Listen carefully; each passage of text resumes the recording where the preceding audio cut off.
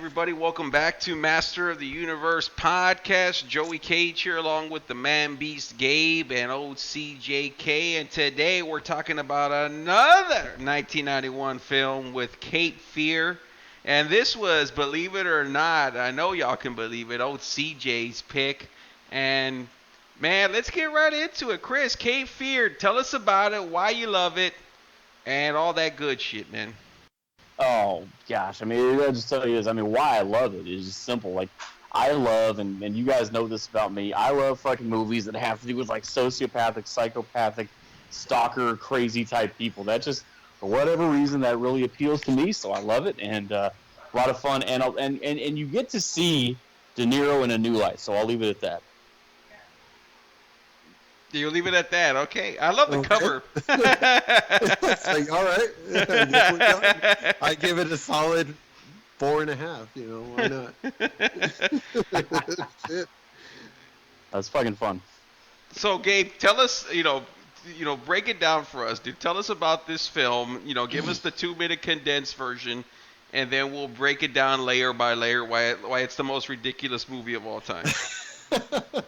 So, pretty much like what this damn movie is it's about this guy who got this lawyer who ended up doing a half-ass job, defending him. Anyways, this guy ends up going to jail, losing 15 years of his life in prison, but he's not, just going to sit back and just take it like anybody else.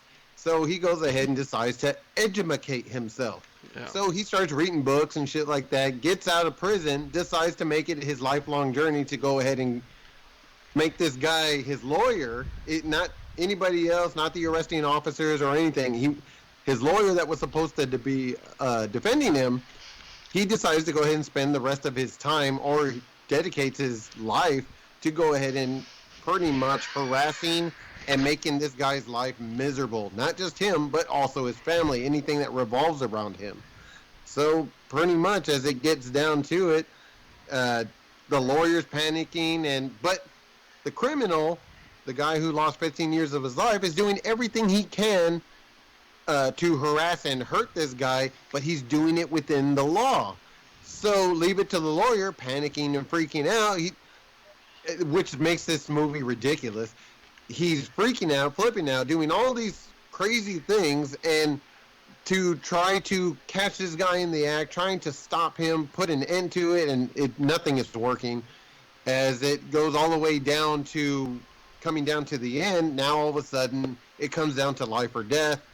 The criminal ends up threatening the guy's family and him, and he's trying to make sure that they're all going to pay and suffer like the way he did in prison. Because if you go to prison, you lose 15 years of your life. Seriously, I mean, there's no getting that shit back. Yeah. You can't say like, hey, I'm sorry about that. Let me go ahead and give some money. Let me do something for you. No. He does do that. He's like, let me see, 10 grand. Let me see.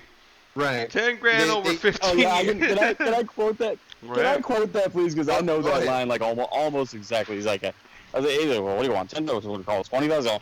$20,000. Let's say $50,000. Okay, $50,000. All right, now 14 years times 365 days. That's about 5,000 days. 50,000 divided by 5,000.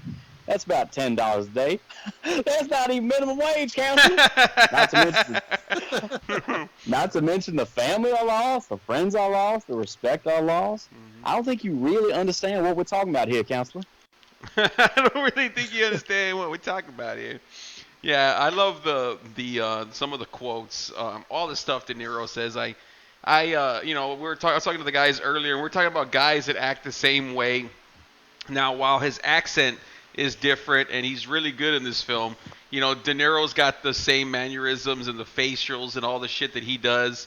Kind of like we're like talking about Vince Vaughn and Seth Rogen and who's Jack Nicholson. You get all these guys that are like they're like this. They're just playing themselves, and they're good at what they do. And but this was probably one of my favorite, where he's kind of like over the top in this film with all the crazy ridiculousness. So, I mean, Chris, what stands out about this? Is it just the story? Because before we start trashing it with the riding underneath cars for 100 miles. Which I admit was fucking ridiculous. I will readily did you admit. Did you like see the movie like that when you saw it, or it was kind of like? I mean, because I know I don't always see things like until like Gabe brings it up, or even you. Like I didn't like when we'll get to It Follows when we talk about it. But I mean, did you see a lot of those things, or like it was kind of those things that when we brought it up, you're like, well, yeah, that is true, but I didn't notice it, or what did you? Well, I mean, it just things weren't that kind of deal killers for me at that age when I thought because like that was a movie as a kid. Like I want to say I was like, God, what was I, probably early high school the first time I saw it. And I was looking at it because to me it was a grown-up movie and with those actors that everyone always talks about on Entertainment Tonight, like Robert De Niro, like Nick Nolte, etc.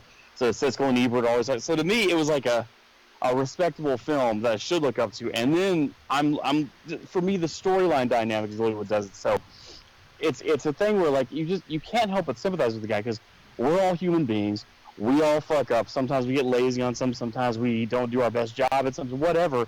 And inadvertently you hurt somebody, but you don't think it's gonna come back all these years. You're just going about happy-go-lucky, living your life, all that stuff, and then some guy with a grudge comes at you, and you think you can get out of it. You think everything. You get concerned, and you get more and more concerned as this problem keeps coming around.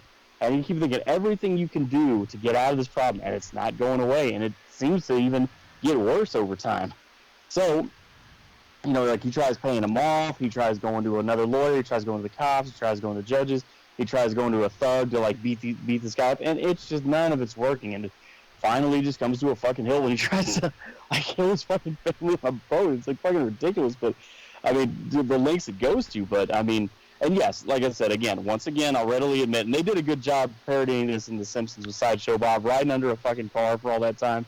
Good Lord. But it wasn't a deal killer for me because I was younger and less critical back then. But just the dynamic at play of a guy being afraid for his life, the safety of his family, because of a mistake he made 15 years ago.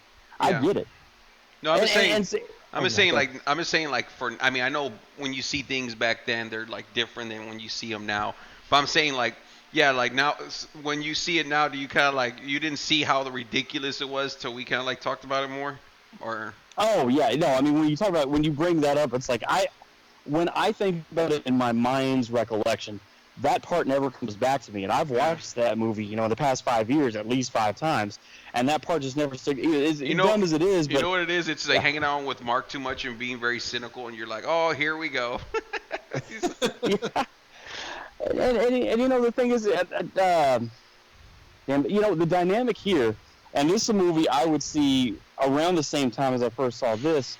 It was like, and when you're in high school and middle school and shit like that, and you kind of can relate to this a little more. Like that movie, 3 O'clock High, has the same story dynamic. And I know y'all probably haven't even seen that movie or even heard of it, but they used to play it on TBS all the time. It's this high school teenager. He's like, I don't want to say nerdy, but he's in the fucking debate team and he writes for the school newspaper and all this stuff. And one day he has a run-in with this new guy who's like way taller and muscular, looks like the wrestler fucking Raven. And he has some kind, I forget what it is, but he has some kind of run-in with him. And the guy says, okay, we're fighting after school at 3 o'clock, meet me here. And he's doing everything he can to get away from the guy or get detention or get sent home from school. He even tries to skip class and get in his car, and the guy like disables his ignition or something. And it's like, he's like, no, you're not getting out of here. We're fucking fighting after school. So finally, unless you give me this amount, so finally he breaks into the school store, gets like $300, gives the guy $300. Oh, I can't believe you gave up that easily. It's like that kind of thing. It's very similar. Like you got this problem, you're scared of it, it's anxietying you, and you're doing all these things to try to make it go away, and it just won't go away. South Park did it the best when Cartman's supposed to fight Wendy after class, and he ends up taking a shit on Mr. Garrison's desk, so he gets detention. I ate my underwear. I ate my underwear. Yeah, man. And they were like, "That's so cool, man. Hey, don't worry, we rescheduled the fight for tomorrow." Yeah, I love me some South Park. Dude. They're gonna redo everything, so that's exactly where they probably got it from. But yeah, I mean, when I saw see, Chris had mentioned this film a couple of years ago, and when I saw it, I actually really liked it. It was like, wow, that was a good film. And only seen it once, and it must have been like 2 or 3 years ago at least. And then I watched it this time, and man, I was laughing from beginning to end on just the overkill with everything going Robert De Niro's way, Max Caddy, from him when getting all the money right when he gets out of jail, which you're like, okay, that's fine, right? It's believable because I mean 15 years, a lot can happen, and someone could leave you something, right? So it's kind of like not a big deal. But then like he starts stalking him and doing all these things to him, and everything's going, and going his way from biting his secretary, like hitting on her, right, getting her to go home with him, and then beating the shit out of her, biting her cheek, and then she's not going to testify against him. So he basically gets away scot-free, which to me was like, okay, yeah, right, all this stuff. So I'm still like, okay, fine. And then, he goes after the dog. Not a big deal, very believable. But you're like, man, this fucker, like, and to me, like right away, it's like, how come he doesn't have cameras? He's got this PI, but how come no one's watching his house? Real diligently. Like they have to, and he's popping firecrackers or whatever the fuck. But the parts that got me is he hires the goons to go beat up, Max Caddy, and they have like a weapon, and Max ends up beating them all up, damn near to death. And and you're like, oh my god, like there's nothing this guy can't do. They decide to flee town for whatever fucking reason. They're gonna go isolate themselves in the middle of a fucking lake, and Max Caddy's underneath the fucking car the whole time, and I'm just like, okay. I mean, I was kind of like I was just laughing at that point, and then of course, I thought it was funny, and I understood why they did it. They had to like get the character more over because everything goes his way. So at the very end, he gets set on fire to give him like the Freddy Krueger look, and it actually looked really good. And you were like, man, that should have been like the gimmick a little bit. I mean, I know you don't want to put that kind of makeup on him the whole film, but it actually gives him a more serious, scary look. Where you're like, well, fuck, now you know why he's pissed, So Yeah. I like that part, but it was pretty crazy. And what about him pretending to be the fucking high school English teacher, talking to the daughter and hanging upside down, talking to her on the phone? Yeah.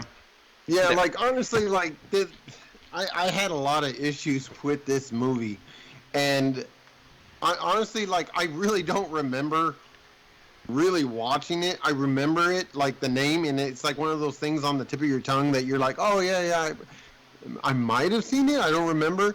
Oh, but man, after watching it, like, I am serious. There was just like so many things. It's like watching a slow car wreck that you can't look away. You can't look away.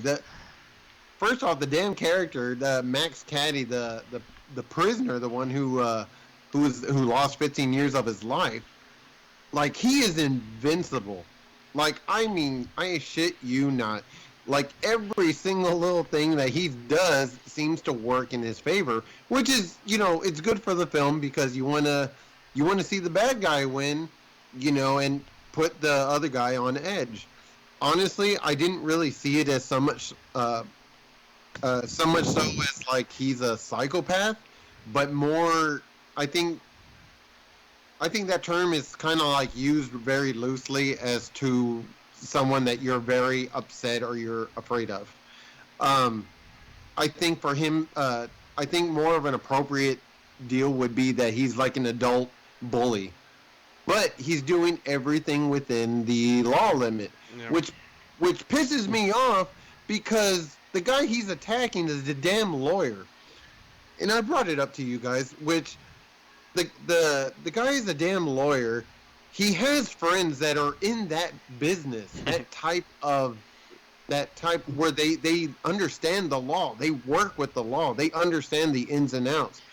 I felt like this guy, with all his years of experience, and I'm sure it takes, he has to be interning. He's got to do all kinds of shit just to have this kind of life experience so he can know what he's dealing with and be able to not at least shut him down, but at least to kind of keep him at bay pretty well. But he doesn't do any of that. The damn lawyer throughout this whole movie is like freaking out, flipping out, more so than the wife. The wife is just upset with him about, that it came to light that he was somewhat, or I think he was cheating. Like he was messing around with like another girl. Yeah, that secretary. Yes. Yeah, and he didn't want his wife to know. So you just see like the drama between that. She looks up to me. We don't got nothing going on. Yeah. Yeah, and then and then you have his daughter, who's actually more infatuated with, Max Caddy, this damn criminal, who ends up calling her, and he ends up like tricking her, making her seem like, hey, I'm gonna be your teacher. Why don't we chit chat and why don't we talk? So Juliette Lewis is the damn daughter, and man, she's such a pretty girl in that damn movie. But there's like a scene in there, and I brought it up to you guys too. I even sent a picture because I had to freeze frame this shit. Yes, you did. She, the damn girl, she's supposed to be playing a 15-year-old girl, and she's there sitting in her panties and everything, laying all sexy on her bed, and the dad opens the door, and he's like having a conversation with her about like, oh, don't worry if you're afraid, and you don't have to go to school if you don't want to. I know you were talking to the criminal and you didn't know it, and oh, I'm all right, Dad. And, she's like trying to be all flirtatious about it. Like, oh, and I was like, really? I was like, man, this chick is like 15 years old. And this is like, there was a lot of things going on during the 90s, and sexualization, like being really out there seemed to be like the thing. Mm-hmm. Like, if you were like the construction worker drinking a Coke, but outside some office building, and all of a sudden all the ladies are all running up to the window just to get a glimpse. Or like that sexy woman in a bikini in the billboard when, just driving by on the highway and shit like that. That shit was all over the place. Mm-hmm. But, I mean, man, to do it in this movie and then to say that was like a 15-year-old girl to make it seem like that was all right at the time was pretty, I don't know. It was kind of like, I guess it's a lot different in comparison to now, where like even the mere mention of something like that, people are like, oh, how dare you sexualize that young woman? She's an independent, free, modern, politically correct, non-gender fluid. And I'm like, really? I was like, oh yeah, I'm sorry, I feel bad about it now. But you did that shit in the damn 90s, shit. Shit, just like this movie does like a lot of little things like that that's ridiculous, and it keeps you interested just because you're seeing a lot of these weird acts. One of the best parts, and I think you all have to agree, that when Max Caddy is like infiltrating the family's house, they know he's in the house, but they don't know how he's in the house. They're like, oh, or where he is. Well, guess what? He's dressed up as the damn maid. That was the part that did it for me, dude. I forgot about it until you said that. I was like, I could not stop laughing. So the icing on top is, he's got a private investigator looking after the house, and the private investigator gets done in by, Max dressed as the fucking maid, and then chokes him out. And he gets away with with murder on top of that. It's just like nonstop stuff like that. Like, if he killed the PI like in his car somewhere else, it would have been like more believable or something. But it's like he breaks into the house, the suspense is real, and there's no cops. No one's gonna arrest this guy for fucking something. They're like, hey, we're checking his. I'm sure there's fingerprints somewhere, and it's just too much. But it's fun. I'm not gonna say it's not. It's fun. It's like it's ridiculous over the top, but it's fun nonetheless. Yeah, like definitely, like I said, it keeps you interested. But like I told you all, when I was watching this, like pretty much like all the movies or the ones that I'm more interested in, I happen to, when I'm watching them, if they happen to be a little long, like honestly, I don't really notice it. Like, I really don't find myself having to pause the movie to say, oh, I got to go to the restroom, or, oh, I have to do this. Like when I'm watching it, I'm sitting there and I'm like zoned in, like, why the hell is this person acting like that? Why are you doing this? But this movie, like, I use the insults. Man, this movie is long, and I mean 2 VHS tapes long. And I made that as a reference to like the damn 90s and their damn VHS tapes. Titanic VHS tapes long. That shit. And this movie is like 2 hours, 2 hours and like so many minutes. But It feels longer, seriously, right? It feels way longer than that. Yeah. it Yeah, does. Yeah. it's a long movie, but I mean, the thing is, I guess for me, Chris there's was there's a Chris was little, trying to like, punish us. He's like, let me pick the longest fucking movie I can pull up in this.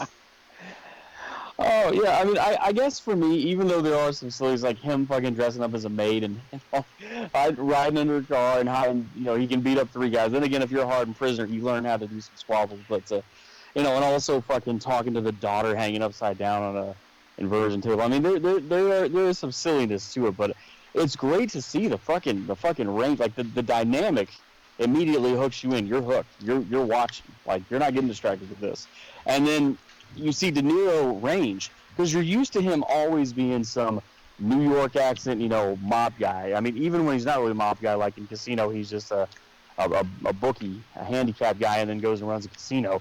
Even that, but it's still like it's that type of role you're used to seeing him in, and that type of voice, and that type of vernacular. The only departure from that is Taxi, where he's like actually a good guy fighting the streets.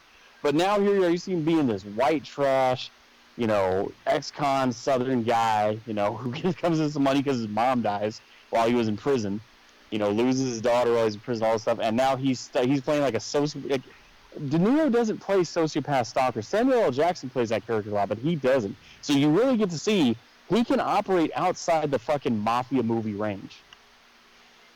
I don't know about that, Jerry. I mean, he's still playing the tough guy. He's still playing a tough guy, but just a little bit different accent. But But it's not mob though. It's him as a lone psycho with a vendetta. I mean, you can say that Jason plays a little boy, just trying to get revenge for his mommy, but he's a killer in each one. I mean, they're all a little bit different, but I mean, yeah, you may say that, but he's still.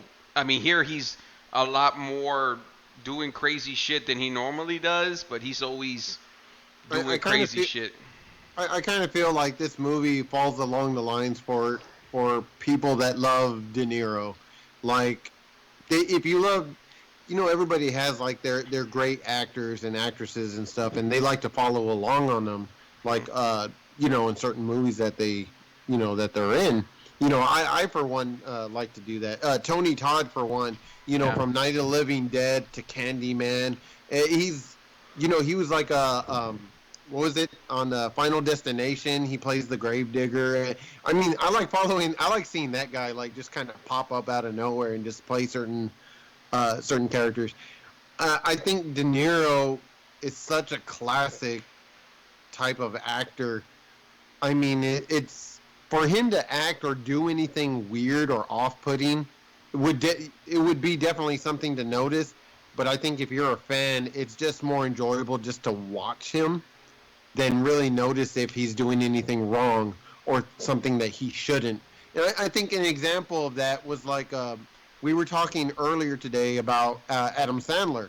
I was saying that This guy is the same garbage across the board. I know people are going to be offended by saying, because I said garbage, they think he's a classic comedian, but honestly, but then he did a movie recently on A24 where his role was completely different. I'm certainly not going to watch it only because of the fact that I don't care for Adam Sandler. I don't think he's funny, regardless of whatever role he does change in. But I know for those people that loved all his classic stuff, and they just it's a big step. Yeah. They grew to love him. They're going to watch that, and they're going to think it's amazing. So you're like, not me. Honestly, yeah, well, yeah, I'm playing hard to get, I guess. But I think Robert De Niro is probably somewhere along those lines. People love. I mean, he plays the tough guy. I mean, regardless of any role that you can put him in, he plays the tough guy role. What was that movie? Meet the Fockers. Yeah. He plays like the dad and stuff, and he still does the same thing. It's a comedy movie, but he still plays the tough, like, hey, I'm the tough dad, don't fuck with me. Well, he's a CIA. He's like ex-CIA. Yeah, so he's always. I mean, it's like it's not exactly. I don't think any role is gonna be, but I'm saying like, yeah, he's always, like you said, the tough guy role, whatever. Either he's a mob boss, he works for the mob, he's got a here, he's a but yeah, I mean, it's about the same. He's got the same tone. This one, his accent's a little bit different than what he normally does. But yeah, I mean, this is his closest thing to horror. I mean, he did the boxing movie. I think Martin Scorsese directed it, and so Raging Bull. Yeah, Raging Bull. Martin Scorsese's done a lot of crazy stuff. You mentioned Taxi, The Gangs of New York, which I love. Not a horror movie, but I love that one. I think The Aviator, just a ton of good stuff. So it's kind of interesting for me to be like, wow, this great director. When he did The Wolf on Wall Street, The Departed, Shutter Island, like all the really good movies. So this is like a real like over the top.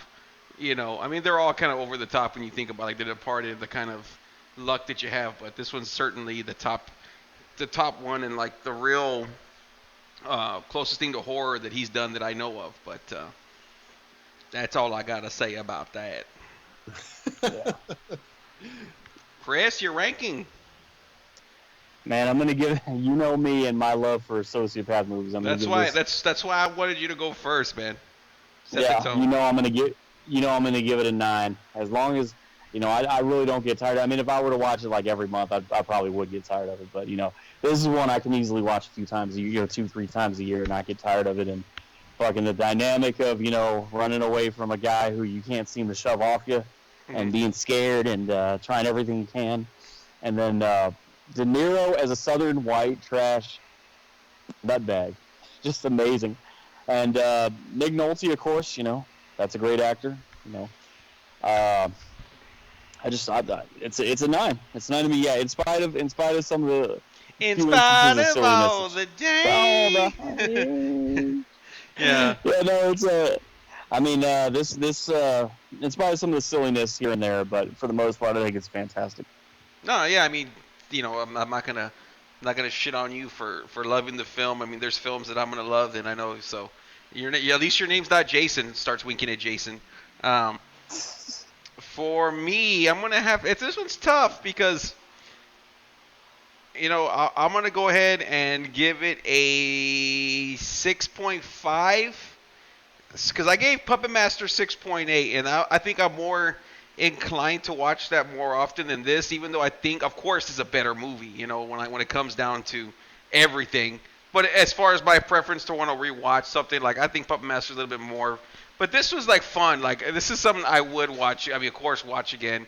But it's just so over the top for me. And if I'm gonna watch De Niro, I much rather see him in his other stuff than this. But yeah, 6.5 for me. Gabe.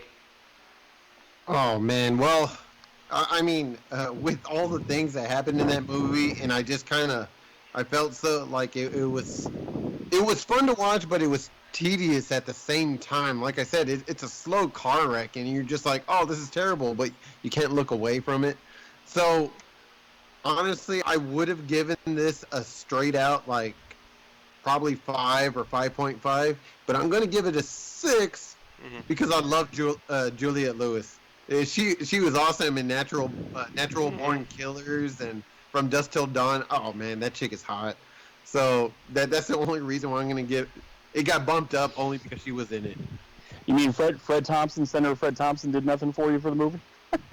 No. I mean, I felt something move, but no, it wasn't him. Oh well, you gotta be shitting me. That mother strong. Strong. Peace.